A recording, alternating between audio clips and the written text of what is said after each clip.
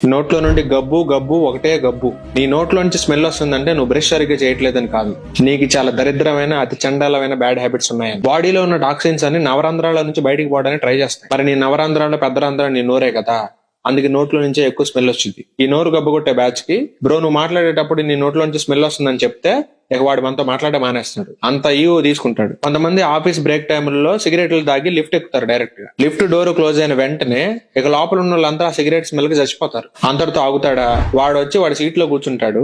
ఆ ఏసీ దెబ్బకి ఆ ఫ్లోర్ అంతా ఒకటే సిగరెట్ స్మెల్ వచ్చింది. నీ వల్ల అసలు ఎంతమంది ఇబ్బంది పడుతున్నారో నీకు తెలుస్తుందా? అసలు నీ కామన్ సెన్స్ ఉందా? 20 లక్షలు 30 లక్షలు బ్యాగ్ తీసుకున్న వాళ్ళు కూడా కామన్ సెన్స్ ఉంటుందని గ్యారంటీ లేదని కొంతమంది మేధావులు చెప్పి నిన్ను చూసారా?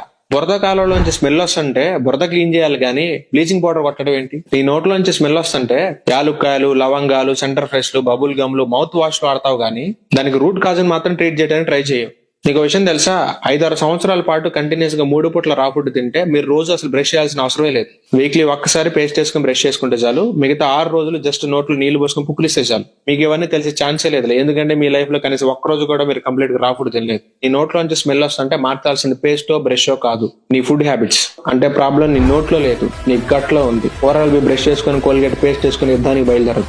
గబ్బున వెళ్ళారా?